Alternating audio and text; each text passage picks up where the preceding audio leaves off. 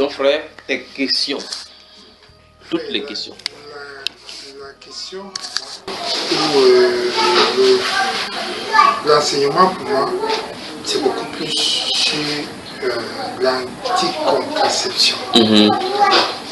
Parce que je n'ai pas encore reçu quelque chose quelque chose dans ce sens-là. Donc, la question se tourne autour de l'anticonception. Oui, l'anticontraception. Quand tu parles de l'anticonception, pour que si quelqu'un nous écoute, on essaie de voir ce qu'il en est. C'est quoi, d'après ce que tu entends par anticonception? C'est-à-dire que ce qu'on a appelé dans le monde le contrôle des naissances. Contrôle des naissances, c'est-à-dire le planning familial. Le planning familial. Oui. Oui. Si nous, en tant qu'enfants de Dieu, oui. Ces choses-là, nous devons les utiliser. Oui. C'est-à-dire que quand je dis les méthodes contraceptives, par exemple, donc on touche préservative, l'ablation des ovaires, les pilules, ainsi de suite. Oui, les choses comme ça. Parce que nous savons déjà, en gros, que de prime abord, c'est déjà pour lutter contre la parole. Oui. Mais il faut maintenant prouver. Oui. Maintenant, il faut prouver cela, avoir un sous-bassement, avoir une base de la parole pour pouvoir enseigner peut-être à nos filles, à nos enfants, à nous-mêmes aussi et à nos enfants comment ces choses-là dans la parole sont décrites. Voilà. Ça, c'est le premier volet. Deuxième volet maintenant, nous-mêmes, comment on va donc vivre cela? Parce qu'on voit très bien que sans ces choses-là, on n'est pas aussi abri des grossesses, etc. Donc il faut maintenant présenter ces deux choses-là. Où est-ce que et comment le Seigneur nous attend dans cette marche-là. Voilà. Que Dieu ajoute dans les bénédictions à sa parole. D'abord, la Bible nous dit que les fruits les enfants sont une bénédiction, une récompense. On va toucher, ça risque de nous amener dans tous les sens, mais on va toucher selon que le Saint-Esprit nous dit guide. Le règne de la fécondation, donc je t'ai dit qu'on va toucher plusieurs points et plusieurs volets.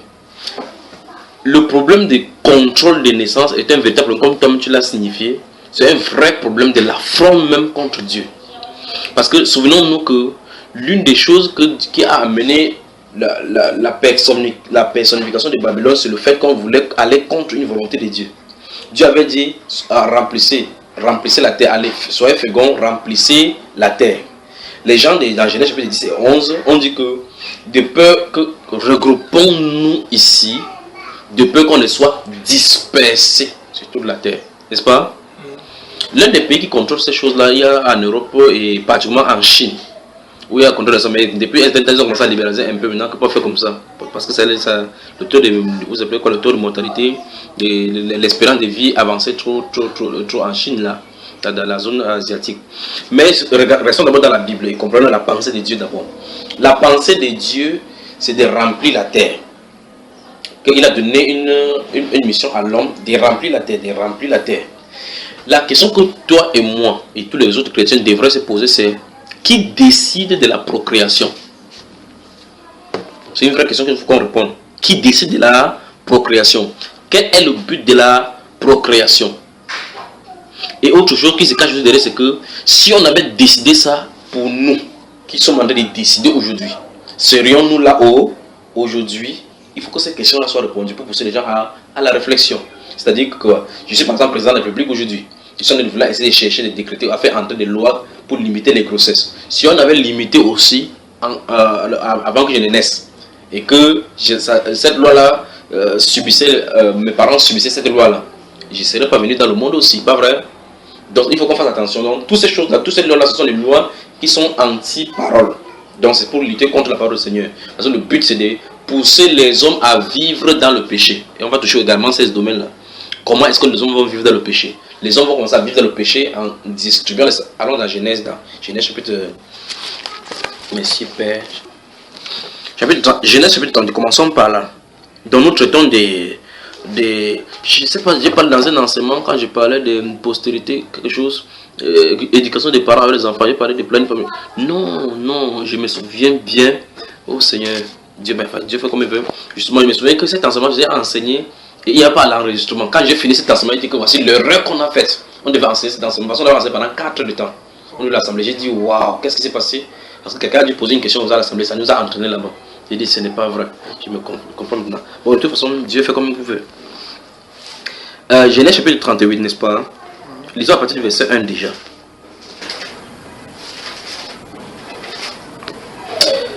La Bible déclare à partir du verset 1, je vais lire. En ce temps-là, Judas s'éloigna de ses frères et se retira vers un homme d'Adullam nommé Hira. Là, Judas vit là une fille d'un Cananéen nommé Shua. Il la prit pour femme et alla vers elle. Elle devint enceinte et enfanta un fils qu'elle appela Elle devint encore enceinte et enfanta un fils qu'elle appela Onan. Elle enfanta de nouveau un fils qu'elle appela Shelah. Judas était ascrit quand elle enfanta. Puis on continue, verset 6. Judas prit pour son premier-né une femme nommée Tamar. Je ne sais pas si le tableau se dessine un peu dans la tête. Premier-né de Judas, était méchant aux yeux de l'Éternel. Et l'Éternel le fit mourir. Puis le Saint-Esprit va expliquer le pourquoi on appelle qu'il était méchant. Suis attentivement. Alors Judas dit à Onan, va vers la femme de ton frère, prends-la comme beau-frère et suscite une postérité à ton frère. Il s'agit de la naissance, c'est une postérité. Donc il faut une relation. Donc le petit frère, le premier né est mort. On a dit au frère, à Onan, d'aller prendre la femme de son frère qui est décédé et d'aller vers elle, c'est-à-dire avoir des rapports sexuels pour qu'une postérité sorte, pour que les enfants sortent, pour que le nom de son frère ne soit pas oublié, effacé. C'est ce qu'en clair ce qu'il en est là-bas. Je suis attentivement verset 9 et au suivant. Onan, sachant que cette postérité ne sera pas à lui, frère souligne, je ne sais pas dans ta version c'est écrit quoi, se souilla à terre lorsqu'il alla vers la femme de son frère, afin de ne pas donner de postérité à son frère. Qu'est-ce que c'est écrit, frère? C'est la même chose. La même chose. Alors arrêtons-nous là-bas. Verset 10 nous dit ce qu'il faisait déplu à l'Éternel, qui le fit aussi mourir. Donc, il a utilisé ce que les scientifiques appellent la méthode de Coït. C'est ça, non? Oui. Ça, c'est une méthode qu'il a utilisée, c'est une méthode qu'on enseigne dans la science, que c'est une méthode de contraception. Oui. Voilà, ça ici là. Alors, dans notre génération, frère, quand tu vas finir et souligner, je me rappelle maintenant. Dans notre génération, on pourrait dire, supposons maintenant que, on dit maintenant que soyez prudent pour empêcher les maladies sexuellement transmissibles, soyez prudent pour porter le préservatif. On dirait que telle personne, en allant vers elle, portait le préservatif, le condom. Ce qu'il fait fit déplu à l'Éternel. Parce que la sémence sort pour être sémée quelque part. On se comprend, frère? Alors, Dieu dit, la Bible nous parle d'une méthode de contraception ici. Parce qu'on voulait empêcher une possibilité de venir sur la terre. Dieu a déjà dit à Abraham qu'il va le bénir, que regarde, parce que Dieu dit par exemple par rapport à la promesse à Abraham, lorsqu'il va dire dans Genèse chapitre 15, il va dire que sors, regarde les étoiles, compte si tu peux le compter. N'est-ce pas, frère? Il a regardé comme ça, il dit si tu peux le compter. Il dit tel sera comme les étoiles, telle sera la postérité. Ok, combien d'étoiles il y a dans le ciel, frère? Ok, on est déjà arrivé au niveau des étoiles. Alors ça veut dire qu'il faut qu'on laisse la postérité de Dieu. 1. C'est la création de Dieu. 2. C'est sa terre. 3. Ce que les gouvernants dans le monde entier sont en train de dire que s'il y a la population comme ça, en 2050, il y aura surpopulation, il y aura moins de nourriture, C'est eux qui décident. Est-ce que c'est eux qui décident? Ça veut dire qu'ils font le projet de l'avenir de l'humanité comme si c'est eux qui étaient sur le contrôle de l'humanité. C'est parce que Dieu, l'homme a pris la place de Dieu. C'est l'homme Dieu qui a de fonctionner. Ils ont mis la science au-dessus de Dieu. C'est pour ça qu'il dit qu'on va toucher beaucoup de ramifications. Par conséquent, les hommes se fient aux prévisions instaurées par leurs gouvernants. Ne sachant pas qu'au-dessus de nous, il y a le grand gouverneur Dieu qui est censé contrôler sa créature. Si Dieu a dit allez, multiplier, remplir, il a dit quoi? Le mot c'est quoi? Remplissez. On a déjà rempli.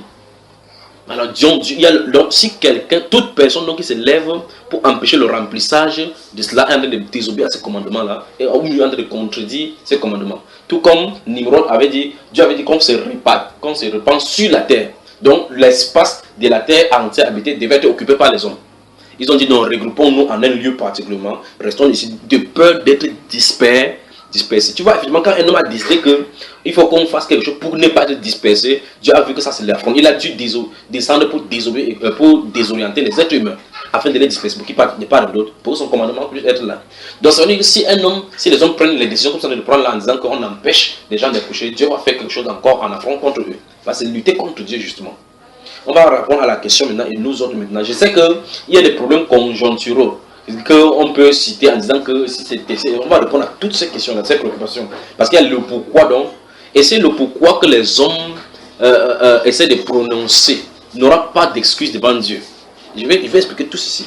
C'est-à-dire que l'homme pourra dire que, mais voici, je suis marié, l'homme ne travaille pas, il y a la conjoncture, l'enfant ne travaille pas, pourquoi on fait cela? Ça touche dans le domaine que j'appelle une grande ouverture de la Bible, le manque de foi envers Dieu. Les chrétiens ne vivent pas avec le jour le jour, parce que ce n'est pas parce qu'on fait telle ou telle chose qu'on réussit. Dieu dit dans la Bible que les gens sortent très tôt pour aller chercher de l'argent et autres, non. Il en donne son pain à ses bien-aimés. Il pourvoit. Il faut qu'on fasse seulement confiance à Dieu. Il faut que les enfants de Dieu se réfléchissent sur le Seigneur pour faire confiance au Dieu qui les a appelés. Parce que ce n'est pas par notre force, ni par notre puissance que nous avons n'importe quoi. Il a dit à Israël, lorsqu'il sortait de l'Égypte, dans le désert, dans Deutéronome chapitre 8, lorsque vous serez entrés dans le pays que l'Éternel vous donne, quand vous allez cultiver, manger, que Dieu va vous bénir votre pays, bénir votre terre, c'est pas ce que Dieu a dit. Donc s'il y a toutes ces difficultés, ces conjonctures-là, c'est Dieu qui les met en place pour attirer l'homme, pour montrer que l'homme a oublié le Créateur. Et on a dit d'adorer autre chose. Alors, Dieu donc dit à Israël que lorsque vous serez entrés, que ces choses-là, vous allez dire le mot, le grand et le béni bétail, garde-toi de dire en ton cœur, que ma main me l'a fait, que ce n'est pas sa propre force. Dieu voulait que l'homme travaille dans son œuvre en pensant toujours que c'est par sa grâce qu'eux ils ont cela. Mais l'humanité de maintenant a rejeté totalement Dieu au point où on croit que c'est par notre propre force. On croit que c'est parce qu'on a des diplômes. On croit que c'est parce qu'on travaille, parce qu'on est trop beau, parce qu'on a trop de relations qu'on est censé réussir. Et par conséquent, donc, les gens ont fixé des standards de la vie sur des fausses bases. Et les chrétiens sont entrés dans ces standards. Le standard, c'est quoi? S'il grandit, il faut que je fréquente, j'envoie mon fils dans une bonne université, qu'il ait une bonne formation pour avoir un bon travail demain pour assurer son avenir. Donc l'avenir de la famille est sur un travail. Tu vois ça, frère? C'est dangereux. L'avenir du travail de l'enfant est hypothéqué par une éducation. C'est ça, frère? C'est dangereux. Or, qu'est-ce que Dieu lui dit dans la Bible? Il dit que éduque l'enfant selon la voie qu'il doit suivre. Et quand il va grandir, il ne doit pas s'en détourner. A dit à l'enfant que toi maintenant suis l'enseignement de ton papa, obéis-le, honore-le, afin que tes jours soient prolongés sur la terre. Dieu veut qu'il dure sur la terre. Quand Dieu dit avant que tes jours soient prolongés sur la terre, il ne fait pas cas du travail, de ce qu'il va manger ou quoi que ce soit. Or, sur la terre, pour qu'on puisse durer sur la terre, il faut la subsistance. Donc, par du cocher, Dieu va préparer la subsistance des côtés pour cela, pour perpétuer la race. Dieu a appelé la famille sur la terre à plusieurs reprises dans la Bible. La Bible montre qu'il a appelé la famille sur toute la terre plusieurs fois. Il appelle la famille pour attirer l'homme, l'attention de l'homme pour que l'homme en dérive. Quand Dieu attire cette attention de l'homme et qu'il appelle la famille, c'est pour toucher, il a touché même le propre Israël, frapper les gens par la famille, par l'épée, par les bêtes. C'est pas vrai? Donc Dieu a le contrôle sur toute la création, sur toute la créature. C'est pas un être humain qui va dire que la couche d'ozone est détruite par les gaz à effet de serre et qu'on commence à faire telle ou telle chose. Et par derrière, c'est toujours ceux-là qui font cette chose de COP21 là sur la planète vert, le climat vert, ainsi de suite. Ce sont eux qui sont créés les grandes industries. Est-ce qu'ils ont décidé de fermer les industries alors que ce sont ces industries qui pervertissent la voie de Dieu pour produire cela? Toi et moi qui n'avons rien, nous produisons les gaz à effet de serre. Quels sont ceux qui produisent les gaz à effet de serre? C'est eux-mêmes. Et après, ils prennent toujours l'argent de la population pour dire qu'on lutte contre le gaz à effet de serre. Ils nous imposent l'utilisation des styles de plastique biodégradables, de l'autre côté, en dégradant la nature et les semences que Dieu a créées pour donner les OGM, pour nous injecter ça dans le sang. C'est pas ça, frère? Voilà contre lequel, des choses contre lesquelles on doit le faire. On doit aller se dresser. C'est-à-dire que quoi, les multiplications de ces de repas à outrance qui vont donner la saleté aux gens, qu'on laisse les choses naturelles. Une des choses encore qu'on dit, c'est, on va dire que pour qu'il y ait assez de monde, pour qu'il y ait dans l'agglomération, comme il y a assez de population, pour qu'on ait beaucoup de bananes, il faut qu'on ait une sélection de bananes pour pouvoir remultiplier. C'est pour ça qu'ils produisent ça pour qu'il y ait de repas. Est-ce que Dieu a dit qu'il est en manque, en carence par rapport à ses ressources? Non, c'est l'être humain qui a dit, le Dieu science peut pourvoir la nourriture. Dieu a décidé que par exemple les prix produisent à tel endroit, à telle période. L'ananas produit dans telle période. Ils ont dit que non. Chaque jour il faut qu'il y ait de l'ananas. C'est normal, frère. Alors on est entré dans la création de Dieu. L'homme veut devenir créateur. Autrement dit, ils sont des jouets de Dieu. C'est pour montrer qu'ils n'ont pas besoin de Dieu. C'est pour montrer qu'ils n'ont pas besoin de Dieu. Maintenant, on est allé jusqu'à toucher le fait que si un enfant est gêné, on peut prélever même ces gènes au niveau de son cerveau pour cloner, essayer d'injecter dans un autre enfant pour que l'enfant soit gêné. Donc, autrement, pour qu'ils continuent à être les scientifiques, les grands scientifiques demain. Où est-ce qu'on a les diriger, frère? Donc, on allait dans la dérive. Donc, en revenant dans ce livre de Genèse, nous voyons effectivement l'homme qui était méchant aux yeux de l'Éternel. On ne dit pas pourquoi il était gêné. Dieu le frappa. Dans son cas, on n'a pas dit pourquoi. Le problème nous intéresse maintenant, c'est au niveau de son petit frère, à qui on dit qu'il va prendre ta soeur, la femme de ton frère, tu as un genre de postérité. Il prend vraiment la femme. S'il refusait, c'est qu'il s'est dégagé de cela. On est d'accord. Mais le problème, c'est qu'il part avec la femme. Il couche avec la femme. Le but de coucher, donc, maintenant, c'est pour la procréation. Maintenant, tournons-nous vers la nature. Tournons-nous vers la nature. Comment est-ce que les espèces se multiplient? N'est-ce pas par rapport sexuel? Il y a les espèces naturelles qui ont le homme femelle et mâle. C'est par rapport sexuel. Et quand ils le font par rapport sexuel, pourquoi il n'y a pas contraception chez eux? Pourquoi seulement l'homme qui crée des problèmes? Tu vois ça, frère, il y a un problème. Il y a vraiment un problème. C'est le contrôle des naissances. Le contrôle des naissances, la pensée qui est derrière, c'est de sélectionner les races qui doivent être sur la terre. C'est la pensée d'Adolf Hitler qui en a revenu comme ça. La race pure. Il faut qu'on arrête cela. Et donc, le plus grave, c'est que les chrétiens se trouvent derrière. On trouve donc les différentes suppositoires. Parce que souvenons-nous que pour que quelque chose soit prononcé comme loi, pour qu'on amène ça sur le plan humain, et que les gouvernants et les gouvernés puissent accepter, il faut qu'on trouve des justificatifs. Quand on prend le cas de l'homosexualité, on va prendre les choses de différents droits, que tout le monde naît égaux par naissance, et ainsi de suite. La théorie déjà qui est chez vous en Europe. Qu'est-ce qui se passe? Il y a des démonstrations, on montre effectivement le bien fondé. On ne dit pas seulement que désormais, on ne fait pas juste une loi pour dire que désormais, chaque enfant va laisser les enfants grandir et qu'ils choisissent leur sexe lorsqu'ils seront grands. Ce n'est pas aux parents de décider à l'enfant pour dire s'ils sont hommes ou garçons. Frère, n'est-ce pas terrible ça? Alors, le point qu'il veut souligner, c'est que lorsque les lois sortent, les gens défendent les lois. Quand ils défendent les lois, ils ont l'intelligence de présenter les aspects qui sont clairs, qui pourraient amener les gens à accepter cela. C'est attractif. Voilà, que ça soit attractif. Donc, on ne dit pas que je manque de contrôle la naissance. Il faut donc qu'ils démontrent le pourquoi. Voici l'avantage. Le boom démographique qu'il y a de voir, on voit effectivement que les gouvernements sont tellement assiégés par les demandes et l'offre qu'il y a déséquilibre. Et pour cela, il faut maintenir. On parle par exemple le cas de la Chine, comment il y a surpopulation. Il y a surpopulation, il n'y a pas assez d'espace pour tout le monde. Il y a ce boom démographique. Ça fait que de temps en temps que le gouvernement ne peut pas faire. Il faut qu'il donne des explications. Mais Dieu, lui, il a dit remplissez. Remplissez. Dieu a dit quoi? Remplissez. Nous sommes par exemple au Cameroun. Tu vois, quand tu voles, quand tu es en plein avion là-bas, tu vois effectivement que Douala, c'est comme si c'était congestionné à un endroit. Mais tout le reste, c'est la forêt, n'est-ce pas, frère? Dans les villages, on parle de l'exode rural. Pourquoi les gens quittent les villages pour venir vers la ville? Parce qu'on a présenté aux télévisions et autres là-bas que le modèle standard de la ville maintenant, c'est il faut que tu sois naturel, il faut que tu sois moderne, dans un citadelle moderne.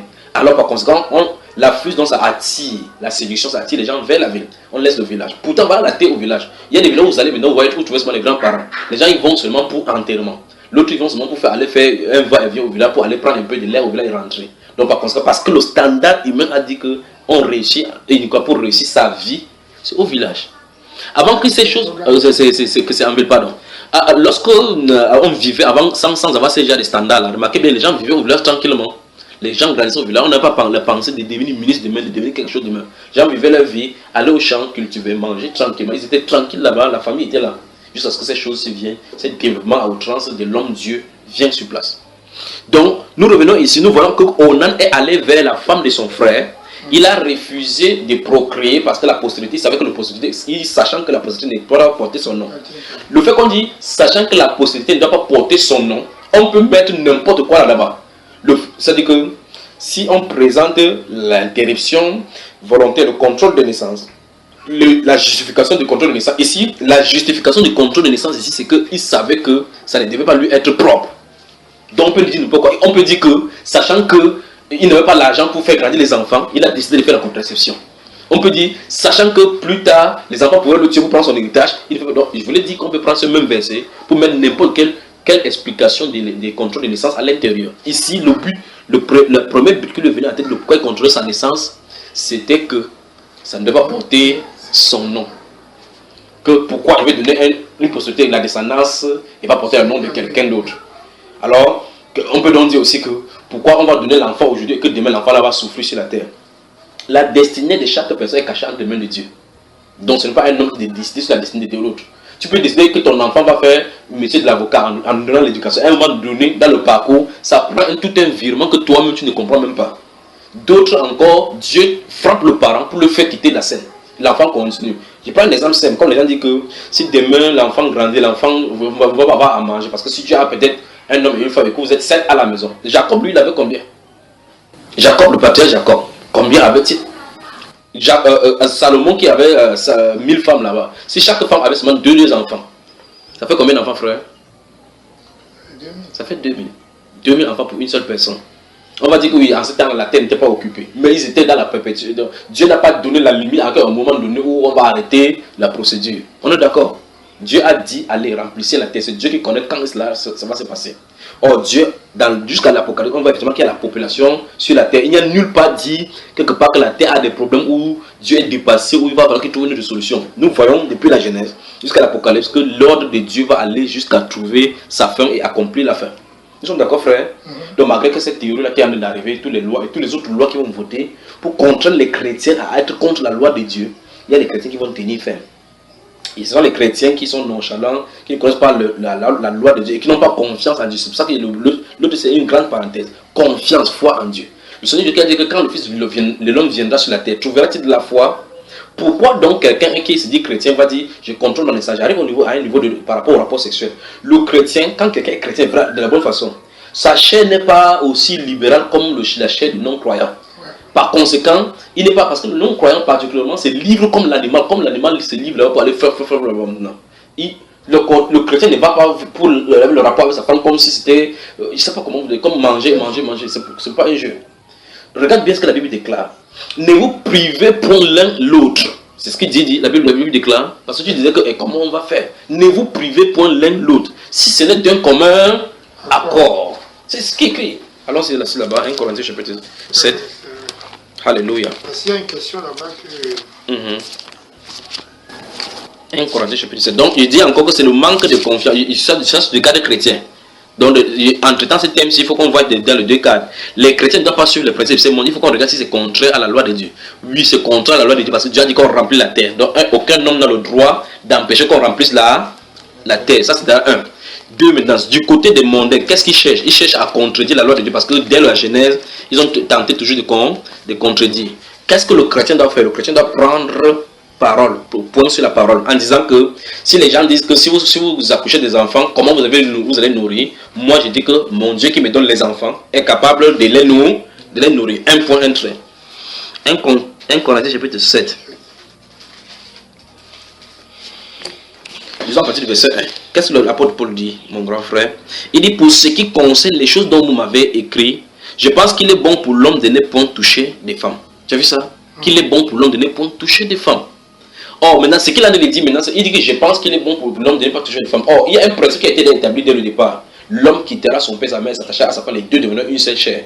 Et il y a une loi qui dit clairement que quand ils vont faire comme ça, le but c'est de perpétuer l'espèce. Il faut qu'il perpétue, il faut multiplier, il faut fructifier. Maintenant, après, il dit, toutefois, pour éviter l'impudicité, que chacun ait sa femme et que chaque femme ait son mari. Puis maintenant, verset 3, c'est ça qui nous intéresse.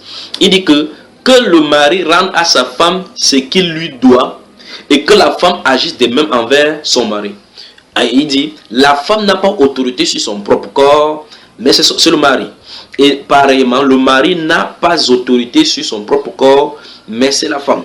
Ne vous privez point l'un de l'autre si ce n'est d'un commun accord pour un temps. Okay. Ça, frère? Oui. Ça me soulève une question que j'avais inscrite ici là. Oui. Pour un temps. Oui. Ici là. Oui. Le temps là, c'est combien de périodes? Il dit pas la suite. Regarde bien. C'est merveilleux tout simplement. J'ai dit pour un temps, le Saint-Esprit est merveilleux. J'ai dit pour un temps, je me suis arrêté. Pour un temps. Tu me dis c'est combien de période? Il a dit pour un temps. Maintenant, on va voir la suite dit la chose. Afin de vaquer à la prière. Donc, regarde ma frère. Donc, si vous décidez de jeûner un an, décidez de prier un an, c'est un an, abstenez-vous. Si vous devez décider de prier 3 jours, c'est pour cela que les rapports sexuels et le jeûne et la prière sont incompatibles. On voit cela dans la Bible partout, n'est-ce pas? Bien sûr, oui. Voilà. Alors, ici, il dit pour un temps, afin de vaquer à la prière. Donc, la privation vient lorsqu'on a de se concentrer dans la sanctification pour Dieu. C'est ce qui est écrit là-dedans. Puis, il dit, Isabelle a dit de vous prier pour l'un et l'autre. Mais la condition de se priver, c'est pour un temps, lorsque vous êtes dans la prière et le jeûne. C'est ce qu'il veut dire. Donc, lorsque vous avez ouvert la parenthèse pour un temps de consécration à Dieu pour prier, mettez cela de côté. Mais en dehors de ça, il n'y a rien qui doit priver. Hein? On est d'accord? Oui. Maintenant, regardons. Il veut toucher une autre virgule, dans un autre coin là. Il dit afin de vaquer à la prière. Puis, quand la prière termine, on dit quoi? Puis, retournez ensemble de peur que Satan ne vous tente par votre incontinence. Nous voyons effectivement que ça veut dire que Satan est toujours proche des choses de rapport sexuel. Donc, on peut résumer d'abord la Bible par rapport à l'abstinence. Il y a deux cas où il y a l'abstinence sexuelle. Un, la période où la femme a son menstru. Deux, la période où on se consacre dans la prière. En dehors de ça, il n'y a plus autre chose qui puisse empêcher. C'est ce qui est écrit. Alors, maintenant il dit que puis retourner ensemble. Et quand il dit retourner ensemble, il a de parler dans le lit. Il ne veut pas dire que vous allez prier puis retourner. Non, il a de parler de la communion, de la consommation ici. Il dit ici, il dit puis retourner ensemble de peur que Satan ne vous tente par votre incontinence. Ça se pose que Satan a toujours le regard vers le domaine du rapport sexuel. Parce que, alors puis il dit, j'ai dit cela par condescendance, je n'en fais pas un ordre. Je voudrais que tous les hommes fussent comme moi, mais chacun tienne de Dieu un don particulier, l'un d'une manière et l'autre d'une autre. À ceux qui ne sont pas mariés et aux veuves, je dis qu'il leur est bon de rester comme moi. Mais s'ils manquent de continence, qu'ils se marient, car il vaut mieux se marier que de brûler. Donc en fait, le rapport sexuel n'est pas le problème lorsqu'il se consomme dans les normes que Dieu a données. Donc le rapport sexuel, c'est un domaine de consécration, c'est un domaine sacré. Et donc, dans 1 Corinthiens chapitre 6, il va dire que ne savons pas que celui qui s'attache au Seigneur avec un seul esprit, mais celui qui s'attache avec la prostituée avec un seul corps. Quand il était dit, les deux devenaient un seul corps. Donc, c'est un échange d'énergie. Et donc, le flux sort de l'homme et transforme comme ce qu'on appelle la symbiose. Il y a un inter-échange entre l'homme et la femme en ce moment-là. C'est le domaine de la procréation. C'est le domaine où Dieu a sanctifié dès le départ, c'est le domaine du mariage. Puisque nous parlons dans le cas du mariage, et Dieu s'attend à ce qu'il y ait des fruits. Il a donc dit que le fruit, l'enfant, c'est une bénédiction. Comment donc on a d'empêcher donc les gens d'avoir la bénédiction?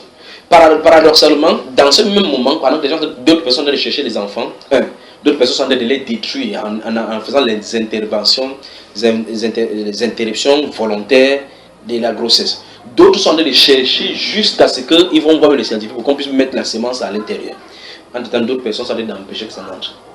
Il y a des gens qui sont attachés même les ovaires. On attache pour empêcher l'ovaire de faire le parcours dans le tube là-bas.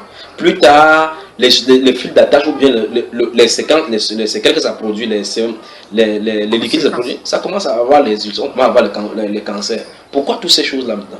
Pourquoi ne pas tout simplement laisser Dieu faire ces choses? Donc, aucune justification des hommes devant Dieu par rapport à ces choses en disant que on aura trop d'enfants, il y aura l'effectif pléthorique. Ce n'est pas nous qui décidons, parce que si on avait décidé comme ça, pour nous ne s'en serons pas là. Beaucoup d'entre nous, les Africains, nous avons dans les familles polygamiques, où il y a peut-être un père à 4 femmes et des nombreux enfants, chacun a 19 par ici, 10 par ici. Comment nous avons grandi jusqu'à aujourd'hui? Et quand même nous disons que c'est les difficultés sont utilisées par Dieu pour nous enseigner. Nous sommes d'accord là-dessus.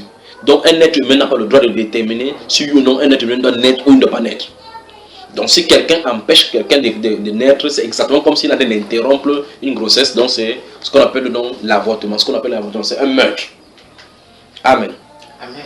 Ok. Donc l'apôtre Paul dit ici qu'on doit s'abstenir uniquement dans le cadre de la prière. On a vu dans la révélation biblique, on ne doit pas approcher une femme lorsqu'elle a la période des menstrues et dans la période des jeûnes. Mais l'apôtre Paul dit ici que la femme n'a pas autorité sur son corps, sur son mari. Et de même, le mari n'a pas autorité sur son corps, sur sa femme. Il dit ne vous privez point l'un de l'autre. Maintenant, prenons le cas des animaux. Est-ce que tu as remarqué que le coq et la poule vont lorsqu'ils veulent procréer? En dehors de ça, ils ne vont pas. Quand le chien et la chienne vont, c'est parce que l'autre est dans la période féconde. Parce qu'en période féconde, il dégage certaines choses, on a appelé chaleur, voilà, pour qu'ils puissent sentir.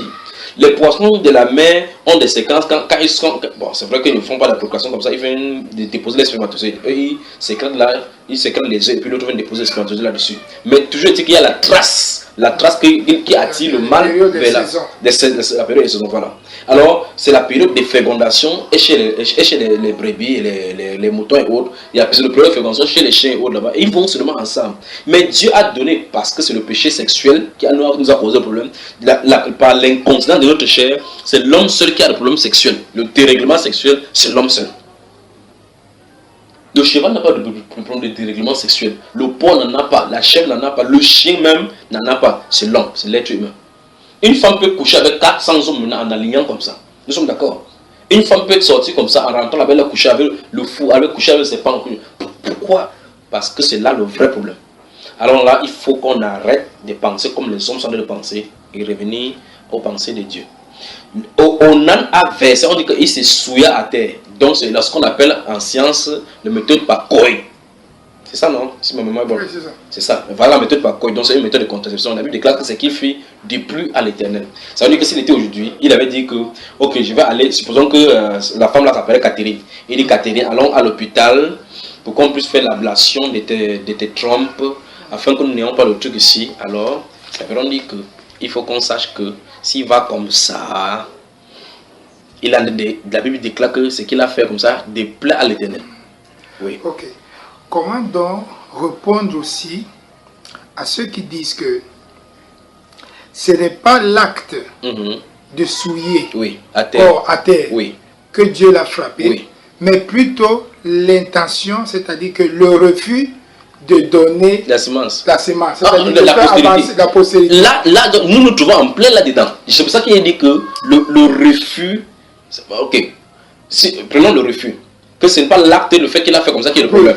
Ok, il a refusé en faisant ceci. Donc ça veut dire que ceux-ci, ils refusent que la postérité vienne en faisant quelque chose. Donc ce sont les quelque chose qu'ils font. Et regardons, il y a donc le refus. Donc si c'est le refus de la postérité, ça devient encore très grave parce qu'ils sont refusés qu'une postérité vienne. Donc même le refus, restons l'acte. Laissons l'acte de souiller à terre qui est une méthode de coït. Parce qu'on peut mettre là-bas l'interruption par ablation des trompes et ainsi de suite. Mais regardons là. Si c'est ça alors, c'est ça alors justement qui montre qu'on ne doit pas refuser. Amen. Donc ça veut dire que le refus de donner une postérité, c'est un problème. Parce que Dieu veut que les postérités soient là. Amen. Il y a la question, c'est la question, c'est pas question d'avance. Ok. Voilà. Alors, Dieu, dans son plan parfait depuis la Genèse, veut qu'une postérité se multiplie. Que les descendants soient conservés et qu'ils se multiplient jusqu'à ce que ses desseins s'accomplissent sur la terre, celle de multiplier la terre. Supposons qu'Abraham avait interrompu à un moment donné en disant qu'il faut qu'on fasse l'ablation ou quoi que ce soit. Dieu a dit que cette terre sera ta postérité. Comme tu as vu comme ça, ce sera comme ça. La Bible déclare plusieurs fois aux endroits que Moïse va prier. La Bible va prier que voilà Israël qui est comme le sable qui est au bord de la mer qu'on ne peut compter. C'est pas ça? Que ce peuple grand et redoutant nombreux comme le sable de la terre. Oh, ils ne sont pas encore ça. Ils n'atteignent pas. Les Israéliens n'atteignent pas les Chinois. Mais on le comptait déjà comme le sable de la, qui est en bordure de la mer. Alors il faut qu'on fasse attention. C'est que Dieu lui voit, c'est parce que nous nous voyons. Restons dans le cadre chrétien. Pourquoi le chrétien doit-il suivre ce que les gouvernants de ce monde sont en train de dire au lieu de suivre Dieu? Pourquoi? Alors que la parole de Dieu est claire là-dessus par rapport à ces problèmes-ci. Pourquoi les gens ont peur de faire ces choses-là? Parce qu'en réalité, dès le départ, on est colonisé à la manière du monde. Et lorsqu'on sort de ce système du monde, on hérite de cela en trouvant que les logiques de ces choses-là, puisqu'on a admis cela comme les vérités, ça nous semble maintenant une vérité établie par rapport à Dieu, alors que ce n'est pas Dieu qui l'a fait. Il faut qu'on admette que, toute personne qui va empêcher une autre personne d'accoucher est un problème, déjà pour Dieu. Parce que personne ne doit interrompre une grossesse et personne ne doit interrompre. Parce que si c'est comme ça, quand on donne les lois, par exemple, comme par exemple dans le code pénal camerounais, on dit que si quelqu'un veut interrompre une grossesse, ça doit être sous autorisation des médecins. Ok. D'après le monde, il va faire comme ça, il sera justifiable devant les hommes, non? Supposons qu'on dit que le médecin, parce que un parent qui a de l'argent peut aller voir un médecin en disant que mon enfant, si, parce que l'enfant a dû obtenir la grossesse à partir d'un garçon qui est pauvre. Et donc le père ne voudra pas, il parle légalement, il va demander à un médecin, on signe un truc disant que cet enfant se met en risque la vie de mon enfant. Pas vrai? Frère, on stoppe cette grossesse, la grossesse pousse, on fait l'interruption de la grossesse. Devant les hommes, devant la loi, il va faire l'interruption tel que c'est écrit par rapport à la loi pour se protéger par rapport au code pénal, n'est-ce pas? Mais devant Dieu, il aura commis un meurtre parce que Dieu connaît les intentions. Il n'y a pas de justification pour que quelqu'un puisse prendre la vie d'une autre personne. Personne n'a le droit. Personne n'a le droit de doter la vie en commun, empêcher un enfant de naître. On ne doit pas le faire. Amen. Maintenant, le vrai problème ici, c'est le manque de rapports et de relations avec le Seigneur. Si on a confiance avec le Seigneur, on ne suit pas ce que les gens disent. Parce que ce sont ces choses qui nous infectent. On va dire que, quand on va justement, c'est même vrai, la logique c'est vrai. Nous ne savons pas comment on va faire. J'ai 5 enfants déjà, s'il y a un 6e qui vient. Ok, si tu refuses de faire le 6e, comment tu vas faire? La Bible dit que l'homme ne se prie pour de son mari. Et même, j'en sais une autre chose encore. Il y a des gens qui ont fait les vites. On nous a appris en science que le 14e jour c'est l'ovulation.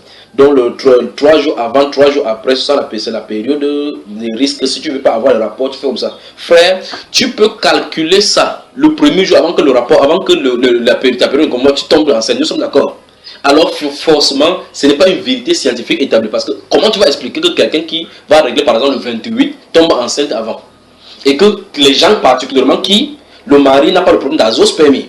Et la femme n'a pas de problème d'ovulation ou quoi que ce soit. Ses règles se suivent normalement. On calcule sur ce qu'on voit la période de l'ovulation, la température de son corps change, le métabolisme change pour être préparé. L'homme n'a pas de problème de sémence ou le taux des spermatozoïdes dans ce sperme n'a pas changé, n'est pas en dessous de la moyenne telle que requise.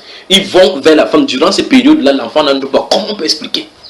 Donc il y a des phénomènes qu'on ne maîtrise pas. On va faire le diagnostic sur l'homme, l'homme va bien. On fait le diagnostic pour la femme va bien. On cible même la femme avec le truc de période des jeunes, des règles. Que mon menstruation c'est 28 jours, donc l'ovulation a lieu au 14e jour, 3 jours avant, 3 jours après, c'est bon pour la rapport, c'est pour tomber enceinte.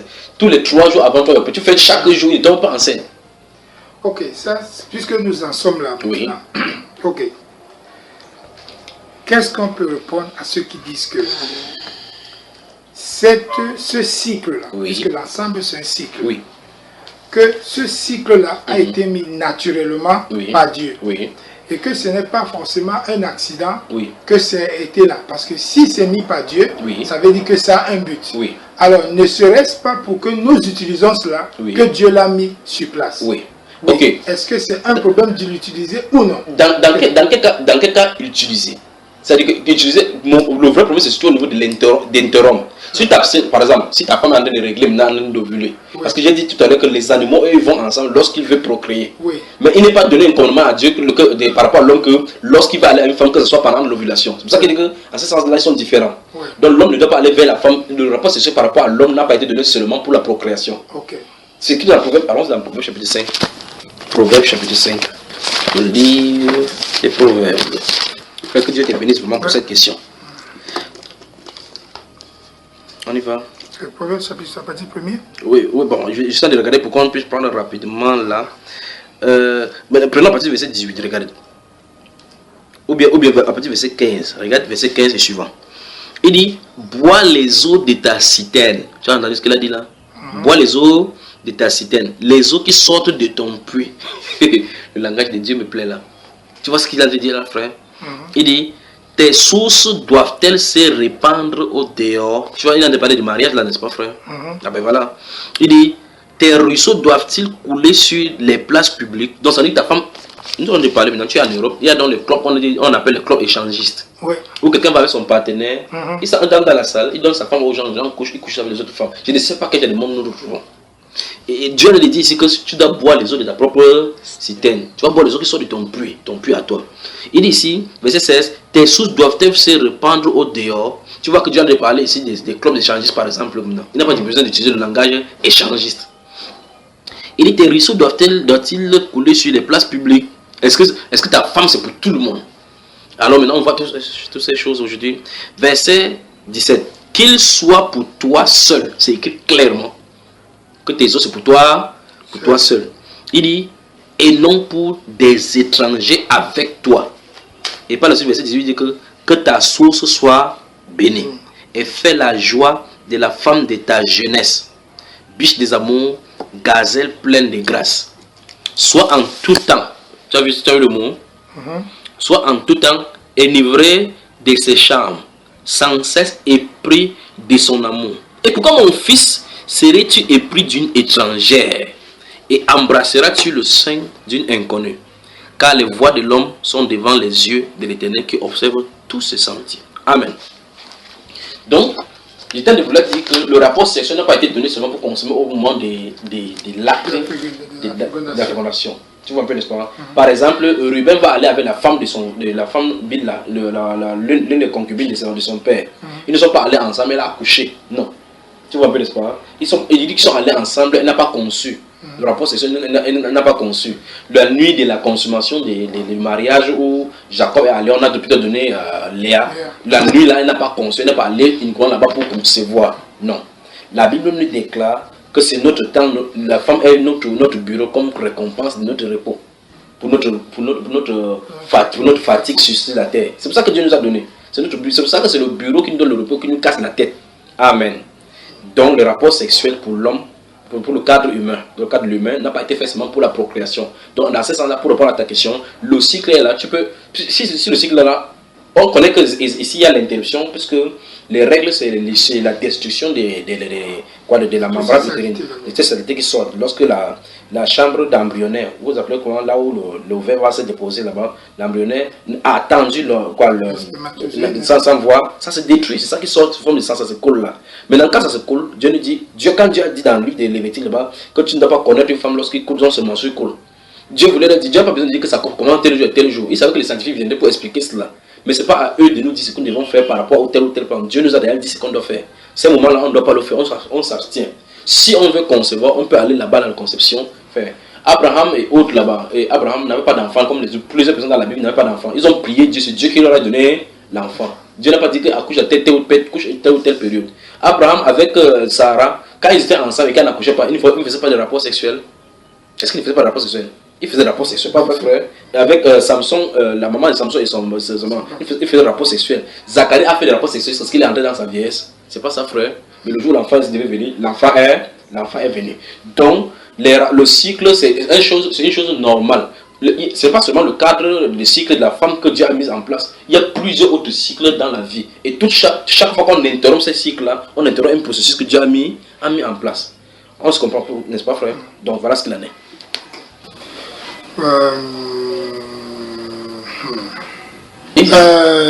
Puisque ça peut aussi aider certaines familles qui sont en situation. Comme quelle situation par exemple? Oui, parce qu'il peut y avoir des gens qui ne sont pas affermis et un cas se produit dans la famille. Oui. Comme un cas de viol, oui, par exemple. Oui. N'est-ce pas? Oui. Puisqu'on parlait tout à l'heure de IVG et tout. Oui. Maintenant, une chrétienne ou la fille d'une chrétienne ou une situation se présente comme ça, oui, qu'il y a eu un cas de viol et l'enfant est enceinte. Alors, qu'est-ce qu'on peut leur répondre dans ce cas comme ça? Donc, s'il y a viol, il y a enfant. Oui. Prenons un exemple simple. Le cas des... Il y a des viols dans la Bible. Je prends le viol, ça c'est le cas... Le fils de Jacob. Oui. Oui. Laissons le cas des filles de Jacob parce qu'il n'y a pas eu d'enfant par la suite. Oui. Il y a eu viol, mais il n'y a pas eu d'enfant. Prenons le cas où il y a eu l'enfant. Le viol peut venir dans plusieurs circonstances. On peut donner quelque chose, ça te somnole et autres là-bas, comme on fait avec les filles. Prenons le cas où les filles ont violé un père. Le cas de Lot. Qu'est-ce qu'on en dit? Il dit Lot a été littéralement violé par ses filles. Ouais. C'est le viol, ça, pas vrai frère? Oui. Voilà, c'est le hold-up et c'est le viol. Qu'est-ce qu'on a fait des enfants qui sont nés? On les a tués? La réponse est non. Donc il dit qu'il n'y a pas d'explication pour qu'on puisse interrompre une grossesse. Or, il y avait des bonnes raisons pour interrompre la grossesse. On pourrait me dire qu'à ce temps, ils ne savaient pas comment tuer l'enfant. L'enfant est né dans le 1 Samuel là-bas, il capote la gloire est banni. À la naissance, les enfants sont décédés, le père est décédé, la mère est décédée. Donc, il n'y a pas d'explication en disant que si on viole et que l'enfant entre, qu'est-ce qu'on va faire de l'enfant? Il faut interrompre l'enfant. On ne doit pas tuer. Dans le monde, on peut avoir des justificatifs, on peut avoir des situations qu'il a été violé. Je peux décider d'enlever l'enfant, on ne peut pas enlever l'enfant et autres, parce que l'enfant n'aura pas de père, c'est un bandit, c'est un ici, mais il n'y a pas de problème, c'est un enfant qui est né. Okay. Et l'enfant naît, comment peut l'enfant des Notes, le Moab et Ammon, qu'est-ce qu'ils sont devenus? C'est vrai qu'il y a eu antagonisme entre les tribus par la suite, mais ils ont devenu des très grandes tribus, n'est-ce pas? Si on avait interrompu la grossesse, les deux grossesses là, qu'est-ce qu'on aurait dans la Bible là? Tu vois, autant de choses, n'est-ce pas? Bon, continuons toujours pour fortifier aussi les autres. S'il arrive, parce qu'il y a deux autres cas, il arrive que l'enfant est détecté, la grossesse est détectée dangereuse pour la mère et l'enfant. Oui. Alors, dans ce cas, comment on peut encourager aussi des familles qui sont dans ces situations? Ok. Je vais te dire, et prendre d'abord mon témoignage d'abord pour t'expliquer quelque chose. Ma petite fille que tu vois là, quand elle est née, elle est décédée. Okay. Elle est née, elle est sortie du ventre. Née morte. Née morte. Oui. Donc elle est sortie du ventre, elle était décédée. Les sages femmes devaient revenir sur ce qui a parcouru. C'est pour ça qu'il dit que le vrai problème entre les chrétiens, c'est le manque de confiance. Manque de confiance. Parce qu'il n'y a pas de... Prenons un exemple. Non seulement l'enfant peut être un danger, l'enfant peut subir parce qu'il y a des malformations de la naissance. L'état, tu vois des enfants, on dit, oh, l'enfant, on aurait souhaité qu'il meure dès le départ, mieux au lieu de souffrir comme ça, au lieu de faire souffrir les parents. Et beaucoup de ces enfants-là sortent comme ça plus tard, attendent jusqu'à ce que les parents épuisent les économies, après l'enfant meurt toujours. Il y a les épreuves que nous avons dans la vie que toi et moi ne peut pas maîtriser. Des circonstances qu'on ne peut pas maîtriser et que c'est uniquement quand on est en Dieu, dans la révélation de toi, qu'on va comprendre le pourquoi telle chose est là. Comment expliquons-nous, par exemple, dans Jean chapitre 9, qu'un enfant sort du ventre, il ne voit pas? Ça peut s'expliquer.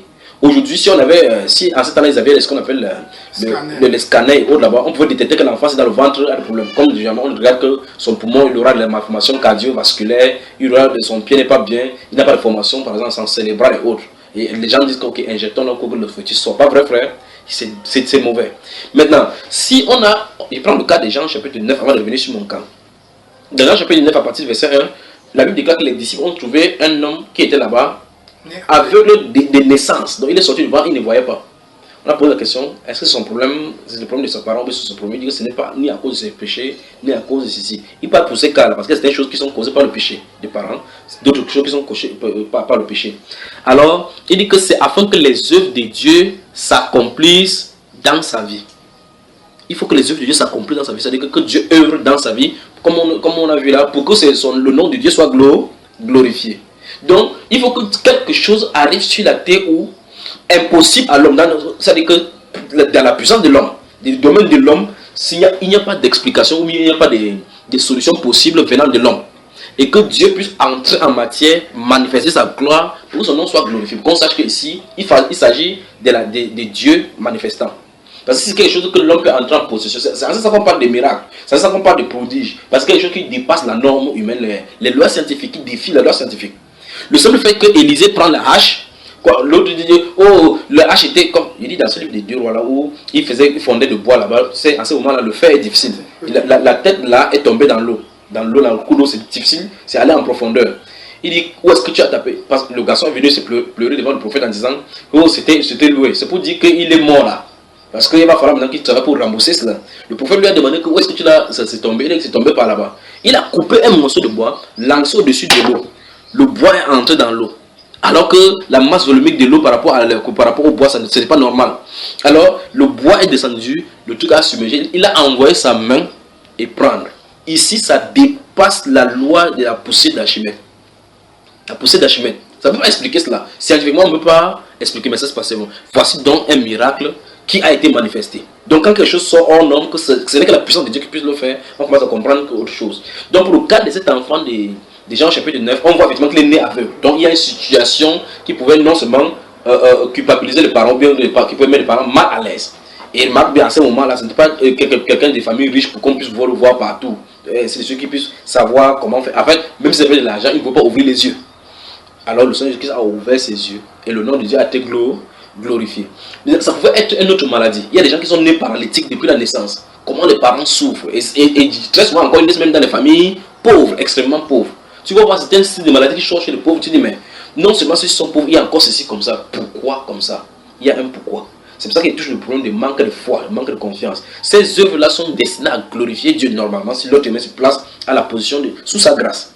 Alors, le fait que quelqu'un ou bien la maman, parce qu'on peut se trouver, c'est le cas que tu as pris, que la santé de la maman est menacée ou la santé de l'enfant. Là, on peut sauver la maman, laisser l'enfant, ou bien on peut sauver l'enfant, laisser la maman, et ainsi de suite. Je prends mon cas. Je parle ici par rapport au manque de foi. Quand mon épouse était enceinte, je crois 7 mois ou 5 mois avant, il dit 7 mois avant, le diable s'est présenté pour me dire que je choisis entre mon épouse ou bien ma femme. Ou l'enfant. Donc mon épouse doit passer. C'est-à-dire que soit mon épouse, soit mon enfant va partir. Frère, n'est-ce pas une chose terrible? J'ai dit ça, mon épouse, je suis à la maison 2, on est 3, moi, mon épouse et le premier garçon. J'ai dit personne ne bouge. Ça, c'est dans le combat maintenant. Mon épouse ne connaît pas. Elle est enceinte. Je me tourne, je la regarde. Je sais ce qui se passe dans le spirituel par rapport à elle. Parce que tout ce que tu as de dire qu'il y a danger dans la vie de la femme, danger dans la vie de c'est le diagnostic médical. Mais ces choses-là sont l'arrière-plan, c'est le spirituel. Donc l'arrière-plan, c'est le spirituel. Si on connaît le problème d'ordre spirituel qui se trouve derrière, le problème physique d'ordre se résout. Nous sommes d'accord. Il y a des gens, par exemple, qui ne tombent pas enceintes, pourtant il n'y a pas de quoi physiologique. L'anomalie physiologique. Pourtant, là-bas, ce sont les esprits qui sont bloqués. L'esprit est chassé, la personne tombe enceinte, par exemple. Alors, j'ai dû batailler pendant près de 5 mois avec cela. Imagine qu'il sort, il va à la radio prêcher, il vient au milieu de l'assemblée prêcher, il vient prêcher, mais quand il rentre, j'ai le combat entre chaque fois quand il voit mon épouse, la même voix est là. Choisis entre ton épouse et la femme. Et il doit battre avec dans la prière. Il dit que personne ne bouge. Il dit bien, personne ne bouge. Elle a dépassé le moment où elle devait accoucher. Elle était à la maison. Elle dit, chérie, je suis fatigué pour ceci. Je suis fatigué, temps de lire la Bible. Je suis fatigué avec ça, il faut que j'accouche déjà. Monsieur Touré, je l'ai regardé. Il dit, tu veux vraiment accoucher? Il dit, j'ai fermé la Bible, j'ai déposé, je me suis mis à genoux. J'ai prié. Il dit qu'il faut que ça déclenche. J'ai prié. Il dit que dès que ça déclenche, fais-moi signe. J'ai mis la voiture en stand-by, elle était enceinte, que dès que ça déclenche, on part. On est là, on veut l'assemblée rentrer. Elle a commencé, ça. D'abord, lorsqu'elle a bougé, ça a cogné dans le ventre, c'était fort avec elle. Waouh, elle a commencé à tourner. Il dit que dès que c'est bon, fais-moi signe. Alors, tous les paramètres étaient en place lorsque ça a commencé à se manifester pour qu'elle soit un meurt, soit l'enfant meurt. La maman, la clinique où elle accouche chaque fois, c'est une femme qui travaille là-bas, qui est sage-femme. Elle était à proximité de notre maison à Bonamoussali. Par conséquent, quand on a appelé, la maman avait fait l'accident. Elle était à la maison avec un plâtre sur le pied. Il dit bien la sage-femme, elle avait le plâtre sur le pied, donc elle était en congé de repos. Elle était de repos. Et donc, on est d'abord allé là-bas. Elle regardait les temps pour regarder à quel niveau ils disent 2 doigts, 3 doigts, je ne sais pas comment ils font ces choses-là. Après qu'elle a vu le rythme, elle a dit que non, allons à l'hôpital. Elle est entrée dans la voiture, j'ai mis ma femme dans la voiture avec mon petit garçon, conduisant la voiture. Et imagine, à Douala, avec les embouteillages, qui en Bonhomme, ça dit pour Aqua. Parce que Aqua, c'est la clinique, c'est Aqua. Qui de Bonhomme, ça dit pour Aqua. Elle est dans la voiture, mon épouse a déposé sa tête au-dessus de son pied derrière. J'ai mis mon fils devant. Il faut qu'il conduise avec une main chaque fois pour le bloquer, pour que, avec les secousses que nous avons. Tu vois, de temps en temps, il faut qu'il regarde derrière. Et veiller sur les embouteillages avec les motos qui partent de gauche à droite. J'ai mis double clignotant là, feu. Et puis, maintenant, elle est couchée. Elle dit j'ai dit que c'est toi qui as dit que tu voulais accoucher. Parce qu'elle était là, elle avait dépassé. Moi, je ne m'étais pas rendu compte. Elle avait dépassé quoi, c'est 2 semaines. Le moment où elle devait accoucher, elle devait accoucher. À un moment donné, il y avait le silence même dans le ventre. Elle ne sentait plus rien. Alors, quand la femme l'a vu comme ça, on est allé à l'hôpital. Quand on est allé à l'hôpital, en traversant Bonhomme, c'est pour Aqua. C'était tellement fort où la femme disait courage, courage. On a traversé d'abord le premier hôpital au niveau des sables, des Bagna, là-bas où c'est à Luchem. Elle a dit que viens ici. J'ai dit, elle n'accouche pas ici, c'est à quoi qu'elle doit accoucher. Elle était, la tête de l'enfant était là comme ça. J'ai dit non. On est arrivé donc entre Bonhomme Sadidon et entre Bagna et l'école publique là-bas. Donc il y a la zone des, on appelle quoi, Aqua Nord. Là, à ce moment-là, non seulement il y avait, les routes n'étaient pas bonnes, mais il y avait les embouteillages de deux côtés. Je ne veux pas savoir s'il y avait le policier là-bas ou quoi que ce soit. J'étais de l'autre côté carrément. Les gens esquivaient seulement. J'envoie seulement la main dehors pour quitter comme ça l'embouteillage. Avant cela, on a traversé. Non, il n'y a pas de prio. Padre Pio. Il dit arrête-toi ici. Il dit que c'est à quoi qu'on va s'arrêter. On est monté, donc roulé par la grâce de Dieu, arrivé à quoi dans les embouteillages. Dès qu'elle est montée aux escaliers, comme ça, on l'a mis sur la table, l'enfant est sorti. L'enfant est sorti avec des choses comme si c'était la terre qui était sur l'enfant, partout sur l'enfant. On a lavé l'enfant, oui, je ne sais pas comment, si elle avait été là, elle devait t'expliquer. Laver l'enfant, donc c'est comme si elle mangeait le kaolin, comme les femmes sont enceintes, mangent le kaolin. Or, ma femme n'a jamais goûté le kaolin dans les 2 grossesses. Le kaolin, la truc de terre là, c'était sur l'enfant là, l'enfant est tombé sur l'hôpital, elle ne respirait pas, elle n'a pas pleuré. Entre-temps, quand il est entré comme ça, j'étais dehors dans le couloir avec l'autre enfant parce qu'il fallait qu'il le garde. L'enfant était petit, il n'était pas encore comme maintenant. Et je me suis dit, sachant ce qui était prévu, il dit, mais sachant que depuis 5-7 mois j'ai reçu, c'était le moment. J'étais seul à l'hôpital avec elle, aucun membre de sa famille n'était au courant.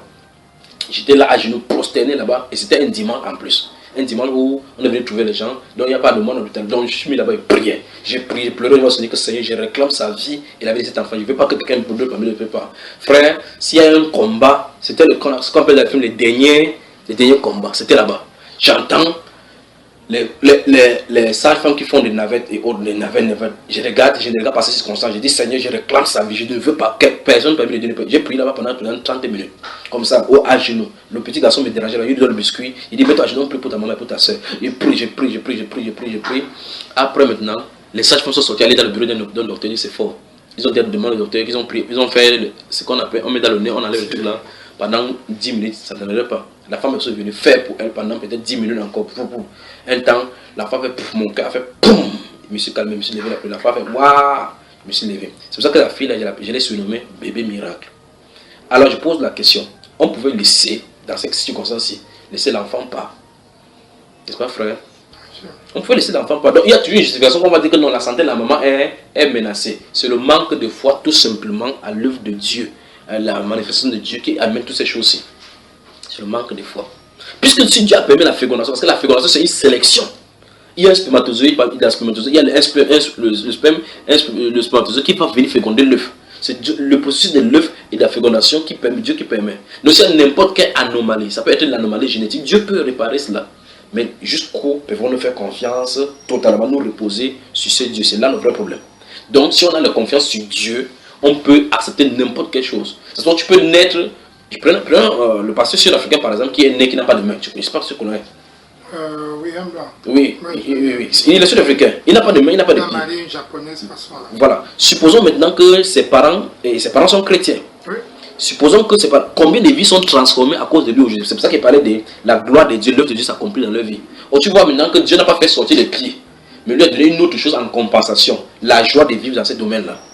Prends un exemple, comment ses parents ont dû vivre dans les angoisses, les regards des autres, de la société et autres là-bas. Regarde même le garçon lui-même, comment la société a dû le considérer dès le départ, combien dans la jeunesse il a eu des difficultés pour manger, ainsi de suite, pour marcher et voir les amis jouer, ainsi de suite. Mais maintenant, il a compris que c'est l'œuvre de Dieu, c'est la volonté de Dieu.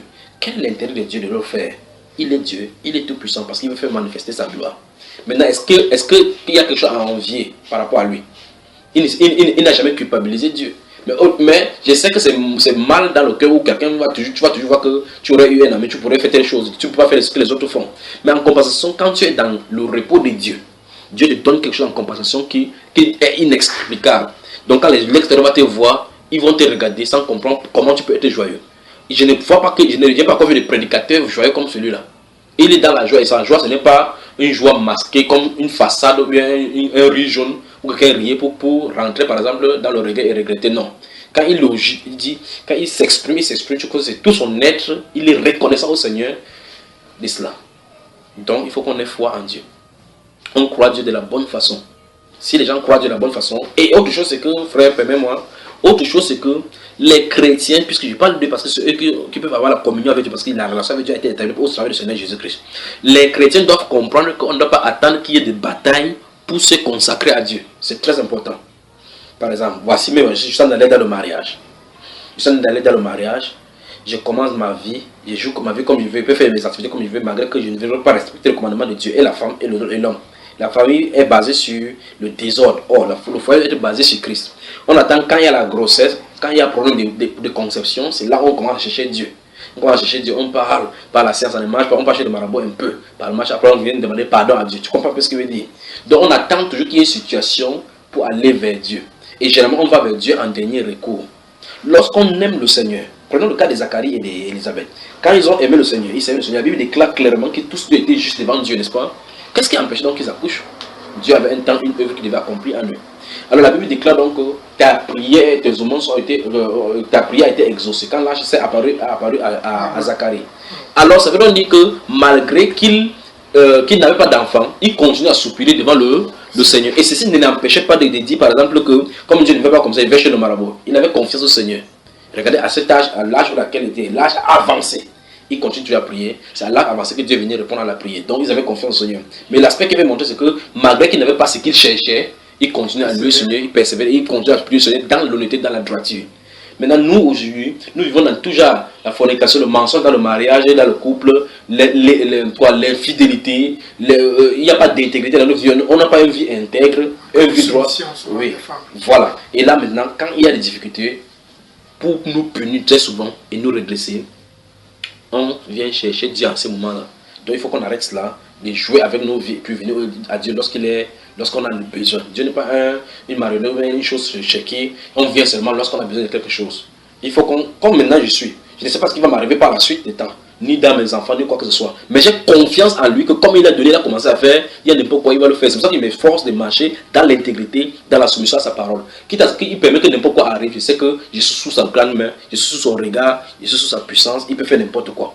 C'est en ce sens-là. Ce n'est pas possible que tu aies la difficulté là et que tu n'as jamais cultivé la confiance avec Dieu dès le départ et que tu puisses avoir la confiance. Même si tu as n'importe quel style de vie, quand tu as la difficulté et que tu n'as jamais eu de confrontation avec ta foi et Dieu, véritablement, pour le voir en manifestation, ça sera difficile pour toi d'admettre qu'il peut le faire. Un prédicateur va te dire que est-ce que tu crois qu'on peut prier pour cette enfant de guérir, pour la carrière de guérison? Tu vas dire oui parce que tu veux le satisfaire pour qu'il fasse vite. Mais le oui là, c'est oui des lèvres, pas une conviction. Alors si tu dis, par exemple, le Saint-Esprit dit que fais-le partir, tu dis ok, rentre, tu es guéri, sans que tu n'imposes même pour prier. La personne va te regarder comme ça, que rentre comment? Est-ce que tu as même prié? Tu vois ça? Pour montrer qu'il ne sait pas qu'on peut dire va, cela est réglé, et cela est réglé. Donc il faut donc la culture de la confiance en Dieu, en milieu chrétien, il faut que ça soit assidu. Et Dieu a dit, le Seigneur Jésus a dit que quand il viendra sur la terre, trouvera-t-il de la foi? Si c'est une période de manque de foi, par conséquent, il y a quelque chose qui nous distrait au point où on ne peut plus faire confiance en lui. Amen. Donc l'interruption la contraception pour interrompre les grossesses, pour contrôler les naissances, l'homme doit arrêter cela, c'est un péché. Okay. Donc évoluons un peu sur un point. Oui. Puisque aujourd'hui nous voyons aussi les méthodes scientifiques telles que la césarienne. Oui. Naissance par césarienne. Oui. Et nous voyons que ces naissances par césarienne, oui. Scientifiquement parlant, oui. selon les docteurs, oui. à un niveau, ça devient dangereux. Oui. C'est-à-dire que première naissance césarienne, deuxième naissance troisième naissance, il faut arrêter. Oui, troisième naissance, c'est déjà dangereux. Oui. Et déjà, on conseille d'arrêter. Parce qu'à partir de la troisième naissance césarienne, c'est déjà très dangereux. Parce que le corps, les tissus ont subi des... Voilà. Alors, si le cas arrive une fois, oui. deux fois, oui. alors, je sais que tu vas parler de tableau deux fois, mais il faut qu'on aille en profondeur. Mais la base, c'est là-bas. Oui, pour que la lumière arrive aussi aux autres. Voilà. Troisième grossesse, encore césarienne. Qu'est-ce qu'il faut faire maintenant? Si la grossesse est là, prier pour que la personne naisse naturelle, pour que l'enfant naisse naturellement, plus de césarienne, qu'est-ce qu'on peut répondre? D'abord, le Dieu que nous servons, c'est le Dieu tout-puissant, n'est-ce pas, frère? Amen. Quand il est tout-puissant, c'est parce que tout lui est possible.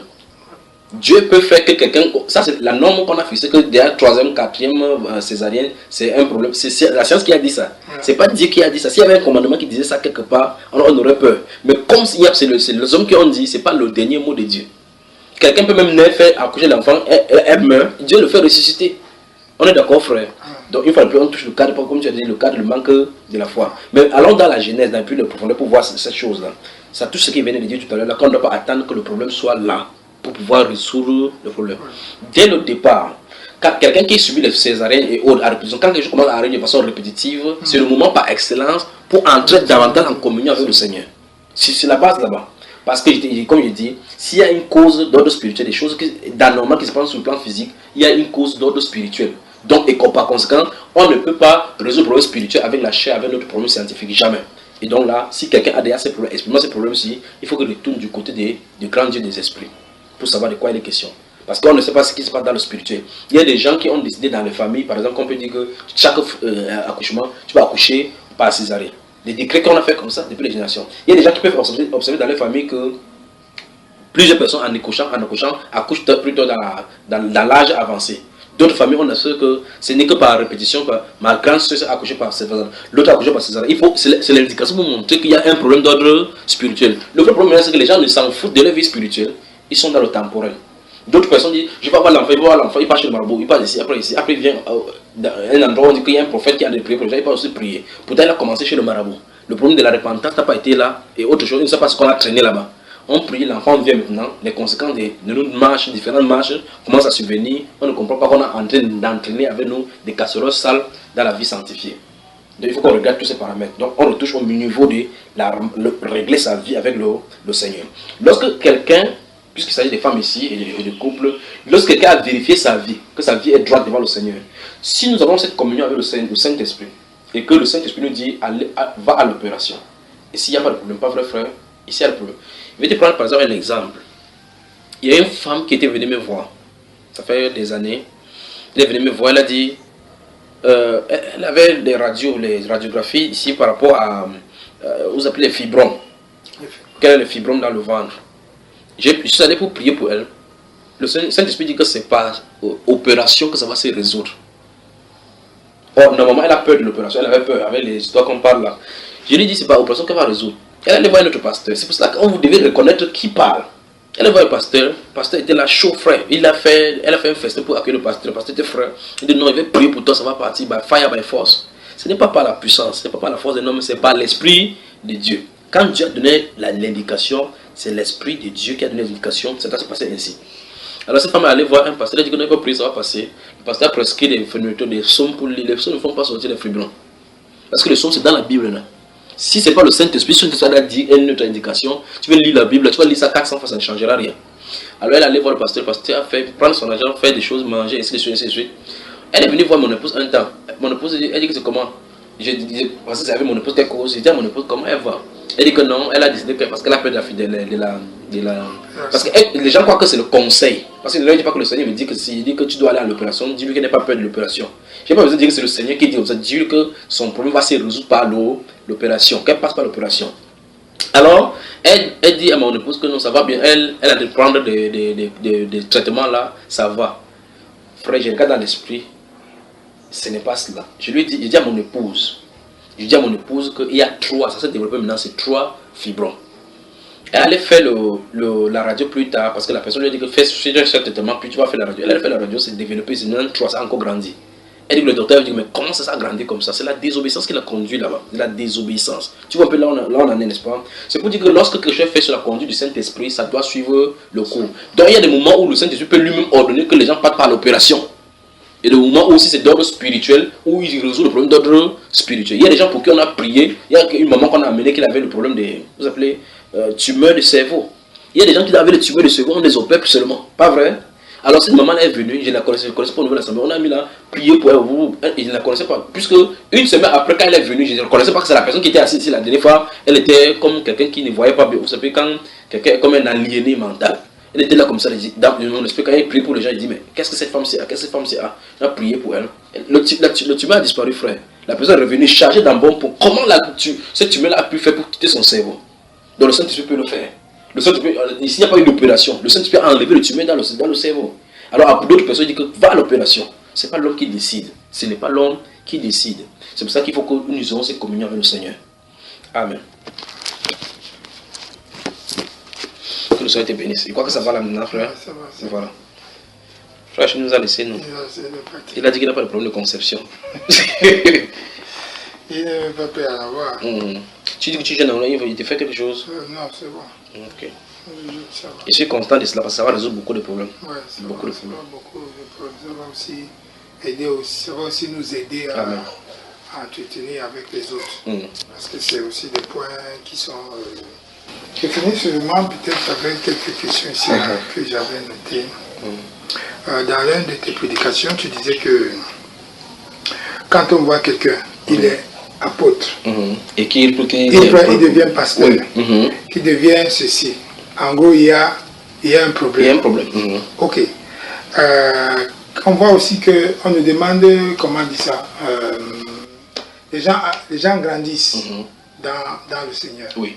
Et très souvent, c'est difficile que les gens, au départ, découvrent, sachent leur ministère. Le Seigneur va te révéler d'une manière ou d'une autre. Pas un autre serviteur, il va te révéler. Mais quand tu commences, tu te sens évangéliste. Comment tu peux te sentir? Non, c'est-à-dire que présentons ça comme ça. C'est pour arriver quelque part. Ok, tu ne connais pas la parole, tu ne connais pas les cinq mystères, tu ne connais rien. Mais tu as comme ce zèle, tu te sens, il faut aller évangéliser. Voilà quelqu'un, il se dit, bon, peut-être je suis évangéliste. Il se dit comme ça. D'après l'exemple que tu prends, tu vois donc qu'il y a déjà un problème, non, effectivement. Oui, il y a déjà un problème. Alors, est-ce que le fait que lui, il s'est d'abord dit aujourd'hui évangéliste, et par la suite, il se révèle que peut-être il a reçu le don de prophétie, que Dieu l'a mis dans un ministère prophétique. Où est le problème? Comment on peut dégager le problème? Comme tu as de le dire là, c'est que la personne s'est autoproclamée dans un des titres.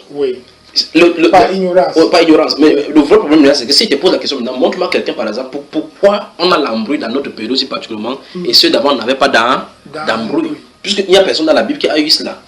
Tu vois un peu, n'est-ce pas? Donc on peut croire servir Dieu, mais étant dans l'ignorance, comme tu viens de le dire. Puisque aucun des apôtres, ni aucune des personnes de la Bible n'a jamais connu ce genre de choses. C'est seulement dans notre génération de confusion qui a ce genre de problème. Ceux qui étaient appelés savaient effectivement quelle était leur tâche. Chacun savait quelle tâche. Ça veut dire qu'il faut que chacun attende l'appel du Seigneur dans sa vie. C'est l'une des choses qui, comme tu as parlé, le zèle pour aller évangéliser, c'est du moins parce qu'on a toujours le regard sur le physique et ça nous trompe. On a les méthodologies du physique. Quand tu n'as pas reçu une commission de Dieu d'aller prêcher, ne va pas le faire. Il faut que tu sentes pousser pour aller le faire. Pas que tu décides d'aller faire telle ou telle chose. C'est que tu vas aller là-bas, tu vas essuyer des chèques. Alors ceux qui partaient pour aller prêcher dans la Bible, on voit effectivement qu'ils avaient été commissionnés. Tu vois un peu, n'est-ce pas? Quand les commissionne, ils marchent derrière la personne qui a dit va. Alors c'est différent aujourd'hui. Parce que les dénominations ont mis sur pied de ce système en disant que la grande commission a été donnée. Allez vers toutes les nations et faire des nations les disciples. Ce n'est pas tout le monde qu'on a dit. Après, ça va dire va, aller. On a dit qu'attendez d'abord ce que le Saint-Esprit vienne. Parce que le Saint-Esprit qui met chacun à sa place. Donc il y a des gens qui courent pour aller annoncer. Donc sans le Saint-Esprit. Tu vois un peu, n'est-ce pas? Alors c'est ça qui. Tout ces cacophonie. C'est tout ces cacophonie. Ok. Un peu dans le ministère de la femme. Pendant ce temps, j'arrive avant qu'on pose la question du ministère de la femme. Voici quelqu'un qui a une grande assemblée, qui est apôtre, qui a les assemblées partout, et qui subitement devient prophète par la suite des prophètes. Tu vas me dire aussi que celui-ci était fonctionné dans l'ignorance, frère. Ah, c'est compliqué. C'est compliqué, parce qu'en réalité, c'est la titromanie. Il y a quelque chose qui le pousse à faire cela. Il y a quelqu'un, il y a un type qui est rentré de l'Israël, il dit qu'il allait se coucher sur la tombe de Jésus. Il a eu une vision. Jésus lui a dit que dans ton quartier, là-bas où tu as ton église établie, parce qu'il travaille dans le full gospel, il a dit que personne n'était égal là, tu as été établi là-bas, tu te donnes toutes ces régions. Ça n'a pas fait quelques mois, on l'a chassé de là-bas parce qu'il couchait avec les filles. Alors il pose la question, quel Jésus lui a parlé de la tombe de Jésus qui est en Israël? Est-ce que c'est vraiment la tombe de Jésus-Christ?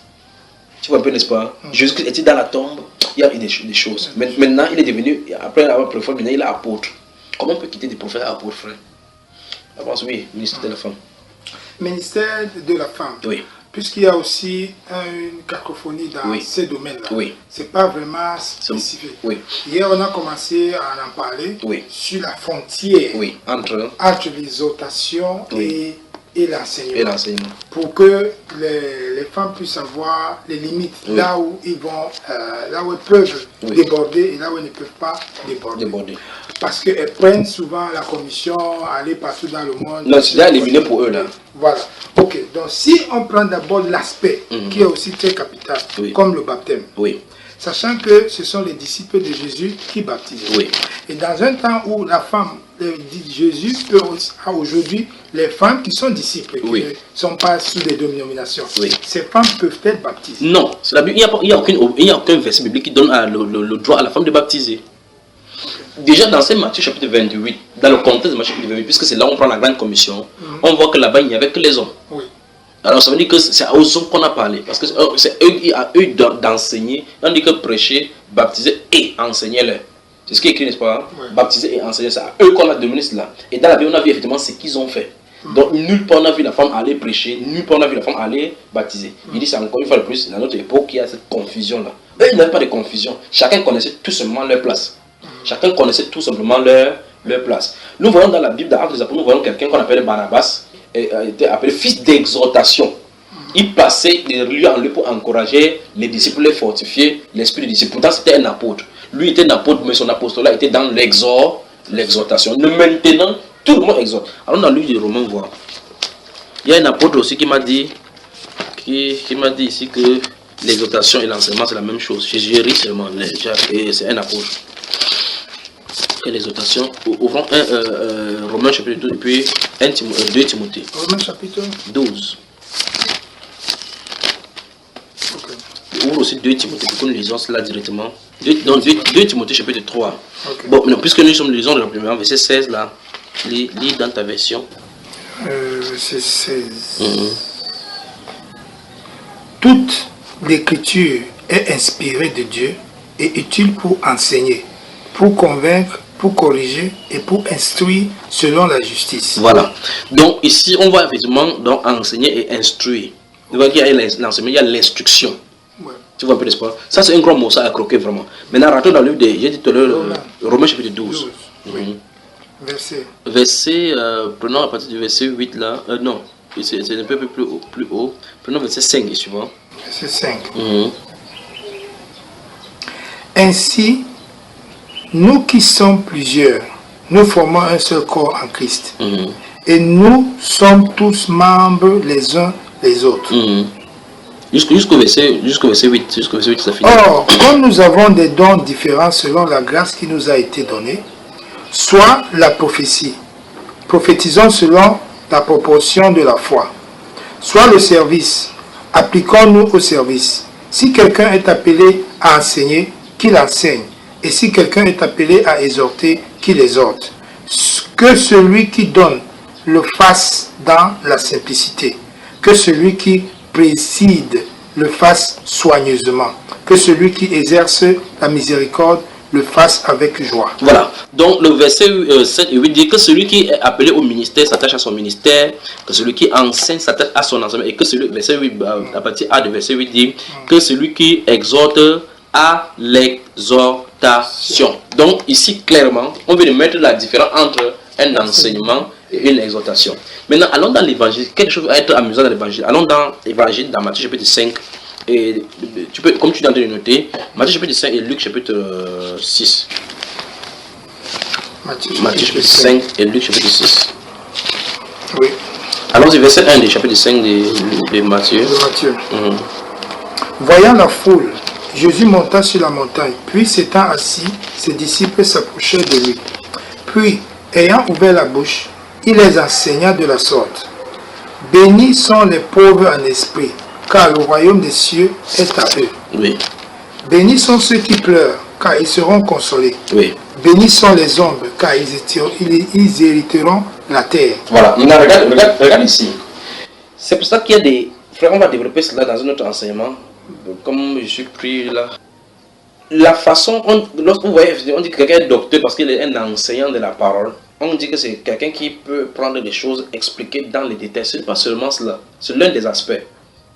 L'enseignement va au-delà de cela. Nous voyons effectivement que Jésus a donné certaines choses tout simplement comme ça. Mais pourtant on a dit, voyant la foule, Jésus monta sur la montagne et après qu'il se fut assis, ses disciples s'approchaient de lui. Puis, ayant ouvert la bouche, il les enseigna et dit. Donc on dit que ce qui va dire heureux de bonheur. Heureux ceci parce qu'on dit que ça c'est là. Allons dans le livre des Proverbes, chapitre 1. Proverbes, chapitre 1. Oui. Puis on va quitter ça, on va aller dans le livre des Actes des Apôtres, chapitre 5. Proverbe chapitre 1, il dit, il vient de partir verset 1. Proverbe de Salomon, fils de David, roi d'Israël, pour connaître la sagesse et l'instruction. Proverbes sont donnés pour connaître la sagesse et l'instruction, pour comprendre les paroles de l'intelligence, pour recevoir les leçons de bon sens, de justice, d'équité et de droiture, pour donner aux simples des discernements, au jeune homme de la connaissance et de la réflexion. Que le sage écoute et il augmentera son savoir, et que celui qui est intelligent acquérera de l'habileté. Pour saisir le sens d'un proverbe ou d'un énigme, des paroles des sages et de leurs sentences, la crainte de l'Éternel est le commencement de la science. Les insensés méprisent la sagesse et l'instruction. Il faut regarder parce qu'il y a le mot instruction, exhortation, enseignement qu'on va travailler là-dessus. Après il dit, écoute mon fils l'instruction de ton père. Donc l'enfant va écouter quoi? Il doit écouter l'instruction. Il dit, il ne rejette pas l'enseignement de ta mère, car c'est une couronne de grâce pour ta tête et une parure pour ton cou. Mon fils, si les péchés veulent, voici dominant. Mon fils, si les péchés veulent ceci, ne te laisse pas gagner par elle. Tu vois un peu, n'est-ce pas? Il dit que ces enseignements-là, l'enseignement de sa mère, sont une couronne. Maintenant, après il va dire quelque part ici, descendons là, quelque part, 4. Oui. Verset 1 et suivant encore. C'est plein là-dedans. Écoutez mes fils, tu veux lire? Non, vas-y. Écoutez mes fils, l'instruction d'un père, et soyez attentifs pour connaître la sagesse. Car je vous donne de bons conseils. Ne rejetez pas mon enseignement. Tu as vu? J'étais un fils auprès de mon père, un fils tendre et unique auprès de ma mère. Il m'instruisait alors et il me disait, 2 points, tu vois 2 points. Que ton cœur retienne mes paroles, observe mes préceptes et tu vivras. À quelle la sagesse? Oh, tu vois, voici l'enseignement. L'enseignement. Et dans l'enseignement, il y a l'instruction. Dans l'enseignement, donc, on peut avoir l'exhortation, ainsi de suite. Maintenant, alors dans Actes des Apôtres, chapitre 5, ils sont de démontrer seulement la base comme ça. On avait ouvert Luc 6 aussi. Luc 6, c'est toujours la même chose par rapport à Héros les pauvres, Héros ici, Héros là. Donc, puisque là, on a eu la même chose au chapitre 5 de Matthieu. Actes chapitre 5. Dans Actes chapitre 5, il est question des gens qu'on va prendre, on va les mettre au temple. Ok. Oui. Verset. Alors maintenant, à partir du verset 17. Okay. Cependant, le souverain sacrificateur et tous ceux qui étaient avec lui, savoir le parti des Sadducéens, se levèrent remplis de jalousie, mit les mains sur les apôtres et les jetèrent dans la prison publique.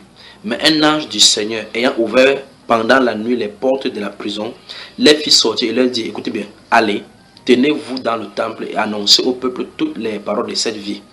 Ayant entendu cela, ils entraient dès le matin dans le temple, se mit à enseigner. Souligne frère, à enseigner. Voilà. Maintenant, on va aussi rentrer dans le chapitre 4, parce qu'il y a la même chose là-bas. Le souverain sacrificateur et ceux qui étaient avec lui, étant souvenus, ils convoquaient le Sanhédrin et tous les anciens des fils d'Israël et ils envoyaient chercher les apôtres en prison. Les apôtres à la prison. Les Juifs, à leur arrivée, ne les trouvaient point dans la prison. Ils s'en retournaient et firent leur rapport en disant, nous avons trouvé la prison soigneusement fermée et les gardes qui étaient devant les portes, mais après avoir ouvert, nous n'avons trouvé personne dedans. Lorsqu'ils eurent entendu ces paroles, le commandant du temple et les principaux sacrificateurs ne savaient que penser des apôtres et des suites de l'affaire. Quelqu'un vint leur dire, voici les hommes que vous avez mis en prison sont dans le temple et ils nous sommes au verset 25 là. Ouais. Quelqu'un vint leur dire, voici les hommes que vous avez mis en prison sont dans le temple et ils enseignent le peuple. Tu as vu, n'est-ce pas? Alors, rentrons au chapitre 4. Donc, je suis en train de dire, par exemple, l'enseignement, ce qu'on perçoit comme enseignement aujourd'hui au milieu chrétien, c'est différent. Mais l'enseignement doctrinal des chrétiens est différent de ce qu'on fait dans la foule. Parce que les gens disent que non, quand ils sortent dehors, c'est la prédication. Quand ils sont à l'intérieur, c'est l'enseignement. C'est pas comme ça que ça se passe. Alors, chapitre 4. À partir du chapitre verset 2. Du chapitre 4. Oui. Parce que quand on commence à... Mais voilà, quand il parlait au peuple suivant les prêtres, le commandement du temple... Le commandant du temple et les Sadducéens, étant offensés de ce qu'ils enseignaient le peuple. Voilà. Et qu'ils annonçaient la résurrection des morts au nom de Jésus. Voilà, il met la main sur elle et jetait la prison. C'est ça, il veut qu'on rentre là-bas. Or, maintenant, il prend cet exemple, c'est pour que tu vois ce qu'il en est. J'ai pris le cas de Jésus. J'ai pris le cas, comme il a dit dans Matthieu chapitre 5. J'ai pris le cas des proverbes. C'est beaucoup là. Mais il veut prendre ce cas, c'est parce qu'on voit effectivement une conversation. Ici, ça fait suite du chapitre 3. Au chapitre 3, ils veulent aller au temple, ils voient un paralytique, ils le guérissent. Les gens accourent.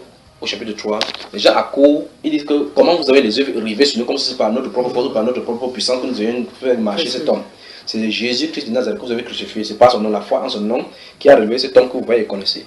Après, il va dire Jésus, le prêtre, vous avez rejeté le meurtrier, ainsi de suite. Regardez ce qu'il a de dire.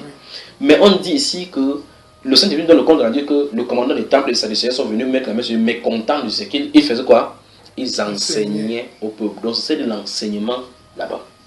Tu vois. Et Jésus, de son côté, dans Matthieu chapitre 6, 5 qu'on a vu, il s'assoit. Il dit heureux les pauvres, quand ils retournent à la terre, heureux les débonnaires, heureux ceux qui ont le cœur pur, car ils verront Dieu. Heureux, on appelle donc ça le sermon sur la montagne.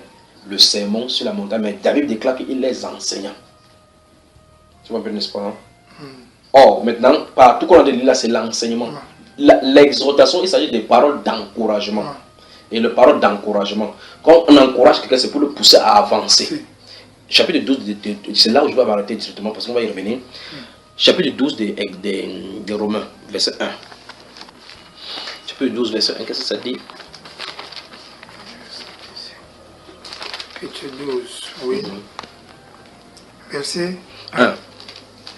Je vous exhorte donc, mes frères, par les compassions de Dieu, à offrir vos corps en sacrifice vivant, saint, agréable à Dieu, ce qui est votre culte raisonnable. Voilà, donc tu vois qu'il en est d'encourager les chrétiens, qu'il abandonne. Mais on va prendre quelque part, puisque j'ai pris quelques enseignements, il faut qu'on voit quelques versets aussi par rapport à l'encouragement, à l'exhortation, non? Hébreu, prenons Hébreu. Hébreu chapitre 12, on va rester dans Hébreu, même dans 2 versets, au chapitre 27. Mais c'est fort là maintenant. J'ai dit tout à l'heure qu'on devait arrêter. Voilà ça qui m'entraîne partout là maintenant. Hébreu chapitre 12, lis les versets 5 et 6. Lis le verset, Hébreu chapitre 12, hein. Prenez le verset 4 à 6. 4 à 6. Vous n'avez pas encore résisté jusqu'à reprendre votre sang en combattant contre le péché. Et cependant, vous avez oublié l'exhortation qui vous est adressée comme à ses fils, disant, mon fils, ne méprise pas le châtiment du Seigneur et ne perds pas courage lorsqu'il te reprend. Car le Seigneur châtie celui qu'il aime et il frappe de la verge tous ceux qu'il reconnaissent pour ses fils. Or, le Saint-Jésus vient de dire que c'est ces paroles d'exhortation. Or, ce qui vient de prendre là, c'est dans le livre des Proverbes. Maintenant, quand tu lis le livre d'Hébreu, tu penses que c'est les enseignements ou c'est quoi? Quand tu lis tout Hébreu. C'est beaucoup d'enseignements. Beaucoup d'enseignements. Oui. Alors, chapitre 13, on voit comment c'est amusant. Voilà. Lis le verset 22, voir. Aussi, mes frères, je vous prie de supporter la parole d'exhortation, car je vous ai écrit un peu de mots. Un peu de mots. Un peu de mots. Sachez que notre... Non, c'est bon, c'est bon. Il verset 22, c'est bon. Relis encore pour que tu saisisses. C'est pour ça qu'il a posé la question par rapport à Hébreu tout à l'heure. Aussi, mes frères, je vous prie de supporter la parole d'exhortation, car je vous ai écrit un peu de mots. Il a écrit du chapitre 1, en donnant les mystères là-bas, de faire des déclarations terribles jusqu'au chapitre 3. Il dit que c'était un peu de mots qu'il a écrit ces petites paroles d'exhortation. Tu vois donc que dans l'exhortation, il peut y avoir des points de développement d'enseignement. Et au courant des enseignements, il peut y avoir donc les exhortations. Tu vois un peu, n'est-ce pas? Mais il faut qu'on fasse la part des choses. Prenons le livre des Actes des Apôtres. Merci Seigneur Jésus, que ton nom soit glorifié. Chapitre 27. Parce qu'il fallait qu'on touche aussi quelques points par rapport à l'exhortation comme ça. J'espère que... Oui. Il y a des Hébreux, il y a des Romains, chapitre 27. Lis le verset 22, voir. Maintenant, je vous exhorte à prendre courage, car aucun de vous ne perdra la vie. Et il n'y aura de perte que celle du navire. Donc tu vois, l'apôtre Paul ne leur enseigne pas ici de prendre courage. Il les exhorte de prendre courage. Comme il a dit dans le livre des Romains chapitre 12, que je vous exhorte, frère, quoi la compassion de Dieu a donné au corps comme pour tu vois la différence. Au petit à petit, tu commences à voir qu'en fait, il faut prendre tous ces versets pour les mettre ensemble. Au fur et à mesure que tu vas lire les paroles d'encouragement et les paroles d'enseignement, petit à petit, la frontière va commencer à se déceler. D'accord? Allons dans le livre de Tite. Chapitre Tite. Chapitre 2. Tiens, frère. Lis le verset 6 à 9. Exhorte aussi les jeunes hommes à être modérés. Te montrant toi-même un modèle de bonnes œuvres en toutes choses, en une doctrine exempte de toute altération, en pureté, en intégrité, en parole saine, que l'on ne puisse pas condamner, afin que celui qui vous contredit soit rendu confus, n'ayant aucun mal à dire de vous. Que les serviteurs soient soumis à leur maître, leur complaisant à toutes choses, n'étant pas contradisants, ne dérobant rien de ce qui appartient à leur maître, mais faisant toujours paraître une grande fidélité, afin de rendre honorable en toutes choses la doctrine de Dieu. Voilà. Donc nous voyons effectivement que tu as eu les paroles d'exhortation. Il a dit, verset 1, il dit, exhorte de même les jeunes gens à être modérés. Les serviteurs, dans ta version, on dit, verset 9 dit les serviteurs à être... Ici, c'est dit, exhorte même les jeunes gens à être modérés. Verset 9 ici dit, exhorte les serviteurs à être soumis à leur maître. Tu vois? Or, tu vois, on voit que ici, l'exhortation dont je parle ici, ça approche plutôt de l'instruction. Ça semble plutôt proche de l'instruction. Vous ne devez pas faire telle chose. Quand vous vivez avec les gens, vous ne devez pas faire comme ça, ce sont les instructions. Maintenant, allons au verset 15. Tous ceux qui sont avec moi... Non, chapitre 2 toujours. Ok, chapitre 2. Enseigne ces choses, exhorte et reprend avec pleine autorité. Tu as vu, dans ta version, on dit enseigne ces choses, exhorte. Ici, c'est dit ces choses, exhorte, reprend avec pleine autorité. Amen. Rentrons dans Hébreux chapitre 3, oui. 12 et 13. Je crois qu'il veut m'arrêter là, vraiment, je suis vraiment épuisé. Mes frères, prenez garde que quelqu'un de vous n'ait au cœur un cœur mauvais et incrédule, au point de se révolter contre le Dieu vivant. Oui, verset 13. Mais exhortez-vous les uns les autres chaque jour, pendant que ce jour nous éclaire, de peur que quelqu'un d'entre vous ne s'endurcisse par la séduction du péché. Amen. Donc, en fait, on voit clairement dans la Bible que l'exhortation, l'enseignement, l'instruction sont différents, mais ils ont des terrains qui... Et c'est même normal que ça se fuse. Parce que tout se passe par la parole. Si on met la prédication à l'intérieur et prêcher, tu vas voir effectivement que ça semble être confus. Mais au fur et à mesure que tu entres, lorsqu'on voit par exemple l'apôtre Paul aller avec Silas pour aller enseigner, on va voir comment ils enseignent. Donc on dit par exemple de Barnabas l'apôtre que le fils d'exhortation, on voit effectivement comment il exhortait, c'était différent de ce que les Barnabas faisaient. C'est ce que l'apôtre Paul et Silas et les autres gens faisaient. C'est différent. Donc on voit effectivement que c'est un apôtre, mais il est appelé dans une autre direction, à faire autre chose. Pour lui, on finit de planter bien, il encourage les frères. Et quand on fait l'encouragement, on fait avec les paroles toujours. On fait la parole. Quelqu'un peut recevoir une instruction, une recommandation, bien un enseignement qu'il a tiré d'une exhortation. Tu vois un peu cela, n'est-ce pas? Mais l'exhortation en elle-même n'est pas un enseignement. Voilà, c'est ce qu'il en est. Que le Seigneur te bénisse. Merci.